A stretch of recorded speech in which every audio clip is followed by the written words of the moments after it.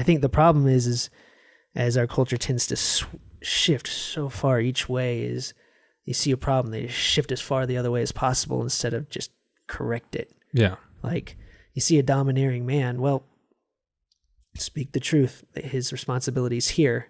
Don't get rid of him. Yeah. Don't throw the baby out with the bathwater kind of idea. And I think that's... but that's the postmodern view. Yeah. Is that a man who's living out his life as a man naturally would is domineering, controlling, over-sexualized, abusive, right, power hungry. Therefore, they're toxic. Therefore, get rid of them. Right, right. You know, and it's like, if that's your line of thinking, I mean, it's kind of solid, you know? Yeah.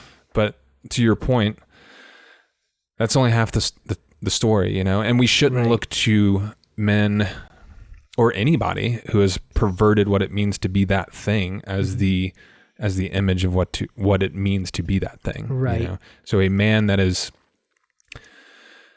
domineering, abusive, power hungry, etc., you know, is not being a true man, and we don't need to use that poor definition as the definition. Right, right. And I think that's part of why we wanted to do this, is because there is a standard.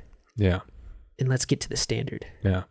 Yeah, let's call out whether it's the domineering, over the top guy who thinks he's doing a good job being the strong leader, but he's actually just crushing his family or crushing those under him. Call that out.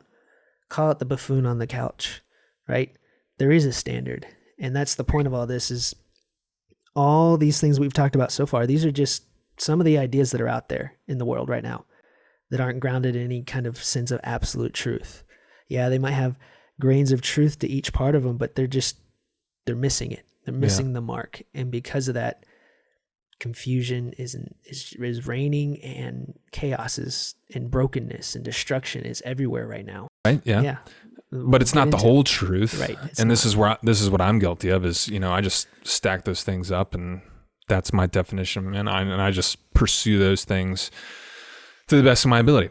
Hence, you know, I work out, I'm this like big guy, and I have a nice mustache, you know, and I try to lead well, and I try to articulate, and I try to, present myself as a force to be respected. Yeah. But where that falls off, and where that's not good enough, is then you lose the tenderheartedness, the meekness, the grace, the mercy, the gentleness. A man should be dangerous, but have it under controllers. General Mattis, you know who General Mattis is? Okay, Jim Mattis. Mad Dog Mattis. Yep. Secretary of Offense. No, he was the Secretary of Defense, Marine General. Yeah. He had a saying that went something like this: be polite, be professional, be courteous, but have a plan to kill everyone. Yeah, I think I've read that before. Yeah. Yeah. There's also a quote somewhere, him in Iraq talking to Iraqi elders, I think, and if I'm butcher this, I'm sorry, Marines. But it's basically, you know, I come in peace, you know, I just want to be friends. Yeah. But so help me God, if you know, cross me, like, I'm going to destroy you with everything that I have, you know? Yeah. Or maybe better succinctly put was, no better friend, no worse enemy, right?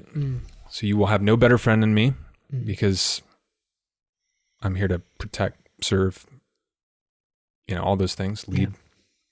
But